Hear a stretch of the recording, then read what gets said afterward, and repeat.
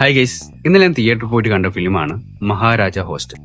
Film കണ്ട് വീട്ടിലെത്തിയിട്ട് ഞാൻ വെച്ച് രാവിലെ റിവ്യൂ എന്നൊക്കെ വിചാരിച്ചു. അങ്ങനെ രാവിലെ നടന്ന് ഞാൻ തറവാട് വരെയൊക്കെ വന്നപ്പോൾ ഞാൻ ജസ്റ്റ് ഫോൺ എടുത്ത് റിവ്യൂ ഇടാൻ വേണ്ടി ഫോൺ എടുത്തപ്പോൾ യൂട്യൂബ് തുറന്നപ്പോൾ തന്നെ ഞാൻ കണ്ടൊരു കാര്യം എന്ന് വെച്ചാൽ പ്രമുഖരായ ഒരു യൂട്യൂബർ പറയുന്ന ഒരു റിവ്യൂ ആണ്. ഞാൻ ആ റിവ്യൂ എടുത്ത് നോക്കുമ്പോൾ നെഗറ്റീവിൻ്റെ കൊട്ട എന്ന് പറഞ്ഞാൽ നെഗറ്റീവിൻ്റെ കൊട്ട. പിന്നെ അഖിലനാഥിൻ്റെ അഭിനയം ശരിയില്ല, മറ്റേ അഖിൽ ഷാൻ്റെ അഭിനയം ശരിയില്ല, അവർ ശരിയില്ല, ഇവർ ശരിയില്ല, അത് ശരിയില്ല, ഇത് ശരിയില്ല, അങ്ങനെ ശരികൾ ഇല്ലായ്മകൾ മാത്രമാണ് അദ്ദേഹം പറയുന്നത്. ഇപ്പോൾ തിയേറ്ററിൽ നിന്ന് പേഴ്സണലി ഫിലിം കണ്ട എനിക്ക് മനസ്സിലായത് നല്ലൊരു ശ്രമമായിരുന്നു ആ ഫിലിം എന്നാണ് കേട്ടോ. അപ്പോൾ ഈ ഒരു റിവ്യൂ കണ്ട് ഡൗട്ട് തോന്നിയിട്ട് അദ്ദേഹത്തിൻ്റെ യൂട്യൂബ് ചാനലിനുള്ളിൽ കയറിയിട്ട് രണ്ടാമത്തെ റിവ്യൂ ഞാൻ കണ്ടു. ജനനായകനാണ്. ജനനായകൻ തിയേറ്ററിൽ പോയിട്ട് എനിക്ക് കണ്ടിട്ട് പേഴ്സണലി ഇഷ്ടപ്പെട്ടതാണ്. ഞാനൊരു വിജയ് ഫാനാണ്. കണ്ടിരിക്കാൻ പറ്റുന്ന ഫിലിമാണ്. അപ്പോൾ അതിനെപ്പറ്റി അദ്ദേഹം പറയുന്നത് പ്രൊമാക്സ് അപരാധം, അല്ലെങ്കിൽ എന്താ പറയുക, അങ്ങനെ അപരാധിച്ച ഫിലിം, അങ്ങനെ അതിനെ പറ്റിയിട്ട് ഇങ്ങനെ പറയുന്നു. പക്ഷേ എങ്കിൽ ഇവരെങ്ങനത്തെ ഫിലിമാണ് ഈ റിവ്യൂസ് പ്രതീക്ഷിക്കുന്നത് എനിക്കല്ല കേട്ടോ. ഞാനൊക്കെ വിജയുടെ പടങ്ങൾ, ഇതുപോലെയുള്ള പടങ്ങൾ തന്നെയാണ് കണ്ടിരിക്കുന്നത്, കൈയടിച്ചിരിക്കുന്നത്, അല്ലെങ്കിൽ എന്താ പറയുക, നമ്മൾ തിയേറ്ററിൽ നിന്ന് നമ്മൾ എൻ്റർടൈൻ ചെയ്തിരിക്കുന്നതൊക്കെ ഇത്തരത്തിലുള്ള പടങ്ങൾ തന്നെയാണ്. അല്ലെങ്കിൽ എന്താ പറയുക, നമ്മൾ ഈ ബാഹുബലിയും അല്ലെങ്കിൽ എന്താ പറയുക ദൃശ്യവും മാത്രം തിയേറ്ററിൽ പോയിട്ട് കണ്ട ആൾക്കാരല്ല, നിങ്ങളെല്ലാവരും അത്തരത്തിൽ തന്നെ ആയിരിക്കും ഞാൻ പ്രതീക്ഷിക്കുന്നത്. പിന്നെ ഇദ്ദേഹം ഈ മഹാരാജ ഹോസ്റ്റലിൻ്റെ കഥയെ പറ്റി പറയുന്നത് ഇങ്ങനെയാണ് കേട്ടോ. ആ റിവ്യൂർ പറയുന്നതാണ്, ഒരു +2 കഴിയുന്നു, എഞ്ചിനീയറിംഗ് ചെയ്യുന്നു, അവർ മെക്കറ്റ് ചേരുന്നു, പിന്നെ അവിടെ ലേഡീസ് ഇല്ല, അങ്ങനത്തെ ഗേൾ സ്റ്റുഡൻസ് ഉണ്ടാവുന്നില്ല, അവിടെ അങ്ങനത്തെ പ്രശ്നങ്ങൾ, പിന്നെ ഹൊറർ, ഇത് ഇങ്ങനെയാണ് ഇതിനൊരു പുച്ഛഭാവത്തോടെ അയാൾ സംസാരിച്ചു പോകുന്നത്. ഇതേ രീതിയിൽ നിങ്ങൾ ആലോചിച്ച് നോക്കി, അദ്ദേഹം ഒരു ദൃശ്യത്തിനെ പറ്റിയിട്ട് അദ്ദേഹം ഇതേ ഒരു പുച്ഛഭാഗത്ത് പറയുന്നു. ഒരു ഫാമിലി ഉണ്ട്, ആ ഫാമിലിയിൽ അതിക്രമിച്ച് വന്ന ഒരാൾ കൊല്ലുന്നു, ആട് കുഴിച്ചിടുന്നു, പിന്നെ കുറച്ച് പോലീസുകാർ വരുന്നു, അന്വേഷിക്കുന്നു, ഇങ്ങനെ പറഞ്ഞ് ഇത്ര രീതിയിലാണ് അദ്ദേഹം അത് പ്രസന്റ് ചെയ്യുന്നതെങ്കിൽ ആ ഫിലിമിന്റെ വാല്യൂ അതുപോലെ തന്നെ കുറയും എന്നാണ് എനിക്ക് തോന്നിയത് കേട്ടോ. അദ്ദേഹത്തിന്റെ ഒരു ഫിലിം റിവ്യൂ കേട്ടിട്ട് നെഗറ്റീവ് ഷെയ്ഡിൽ റിവ്യൂ കേട്ടിട്ട് ആർക്കും, എനിക്കെന്നല്ല നിങ്ങൾക്ക് ആർക്കും തിയേറ്ററിൽ പോകാൻ പറ്റുന്നില്ല.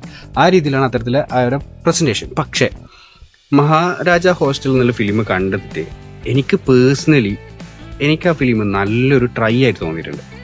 ഇപ്പോൾ ഈ ഇൻസ്റ്റാഗ്രാമിലെ റീൽസും വീഡിയോസും ഒക്കെ ചെയ്യുന്ന അവർ സ്റ്റെപ്പ് ബൈ സ്റ്റെപ്പായിട്ടാണ് ഇത്തരത്തിലെടുത്തേക്ക് എത്താൻ പറ്റുക. അല്ലെങ്കിൽ അവരൊരു വർക്ക്ഷോപ്പ് അറ്റൻഡ് ചെയ്ത് പഠിച്ച്, അല്ലെങ്കിൽ എന്താ പറയുക, അതിനു വേണ്ടിയിട്ട് കുറേ ഇൻവെസ്റ്റ് ചെയ്ത് എന്നിട്ടൊന്നും ഫിലിമിലെത്തിയ ആൾക്കാരല്ല.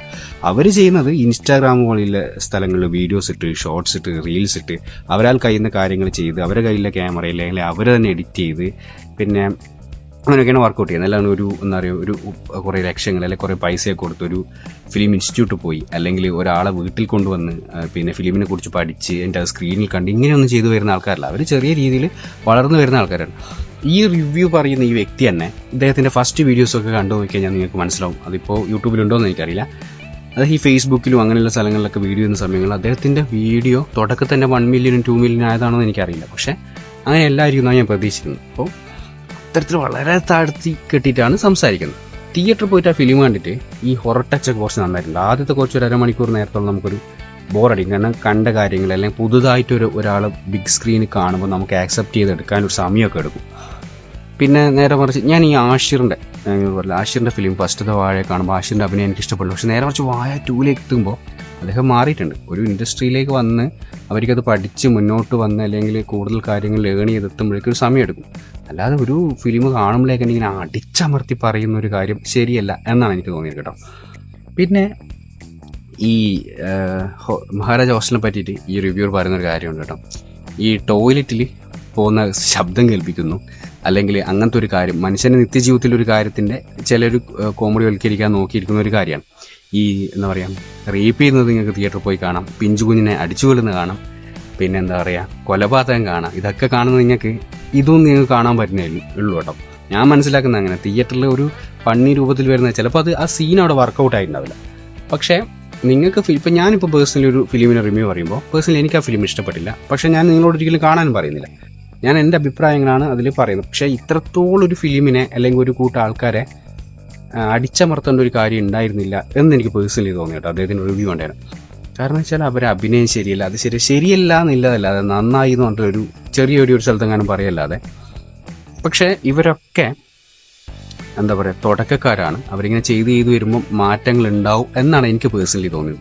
ഞാൻ അദ്ദേഹത്തിൻ്റെ റിവ്യൂ കണ്ടിട്ടാണ് ചിലപ്പോൾ ഞാൻ തിയേറ്ററിലേക്ക് പോകാൻ ടിക്കറ്റ് എടുക്കുന്നതെങ്കിൽ ചിലപ്പോൾ ഞാൻ ടിക്കറ്റ് എടുക്കില്ല. കാരണം ആ റിവ്യൂ കാണുമ്പോൾ നമുക്ക് തന്നെ ഞാൻ ആ ഫിലിം കണ്ടുകൊണ്ടാണ് പിന്നെ എനിക്ക് എന്ത് ചെയ്തത് ഓക്കെ ആണല്ലോ. ഞാൻ ജനനായകൻ കാണാതെയാണ് ഇദ്ദേഹത്തിൻ്റെ റിവ്യൂ കണ്ടിട്ടുണ്ടായിരുന്നെങ്കിൽ ചിലപ്പോൾ ഞാൻ ജനനായകന് പോവില്ല. കാരണം ജനനായകൻ അങ്ങനെയാണ് പറയുന്നത്.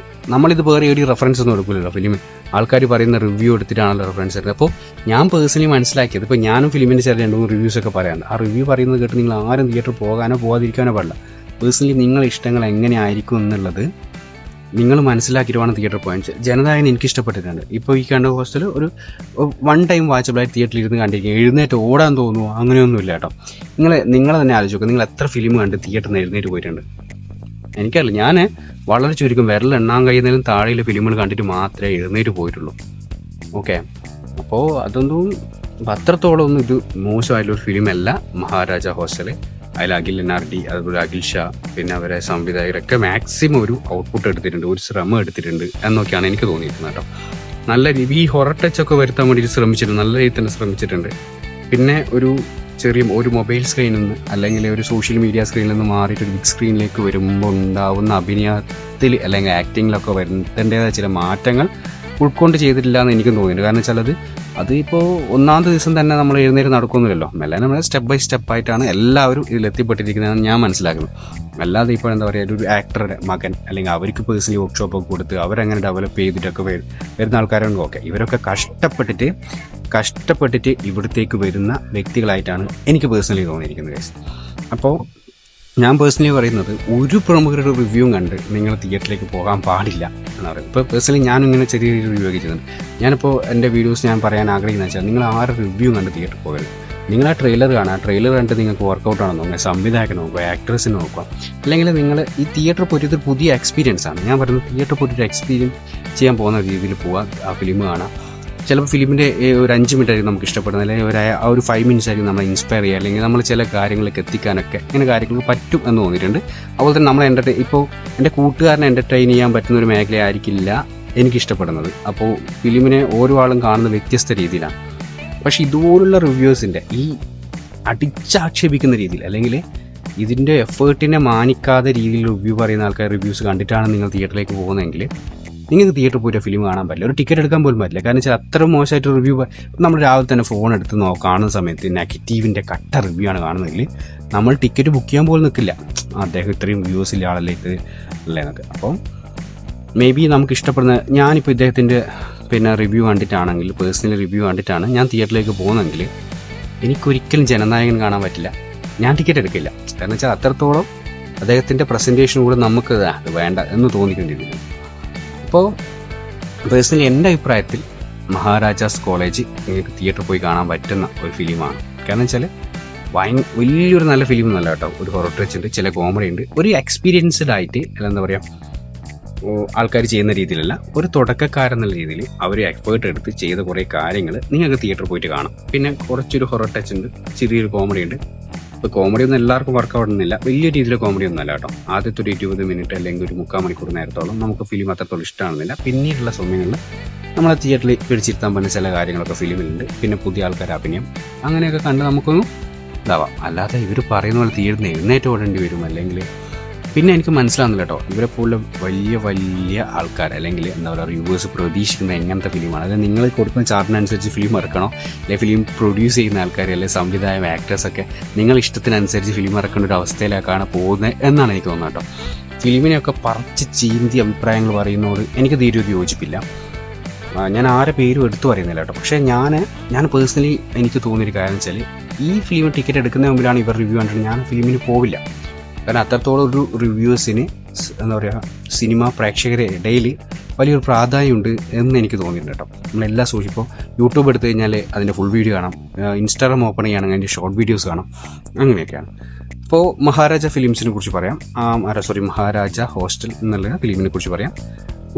എന്താ പറയുക ഒരു നല്ലൊരു ശ്രമം കാണാനാണ് നിങ്ങൾക്ക് തിയേറ്ററിൽ പോകാം. അവർ ട്രൈ ചെയ്തിട്ടുണ്ട്. എത്രത്തോളം സക്സസ് ആവും എന്നുള്ളത് എനിക്കൊരു 50% ഓക്കെയാണ്. ഫിലിം കണ്ട ഓക്കെ അവർ കണ്ടിരിക്കാൻ പറ്റുന്ന പടം.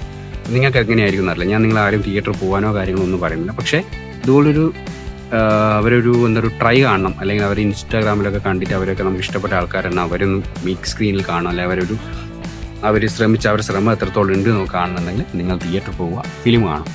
പിന്നെ ഞാൻ പേഴ്സണലി പറയുന്നത്, ഒരു റിവ്യൂസിൻ്റെ അഭിപ്രായത്തിൽ നിങ്ങൾ തിയേറ്ററിൽ പോയി ഒരു ഫിലിം കാണാൻ പാടില്ല.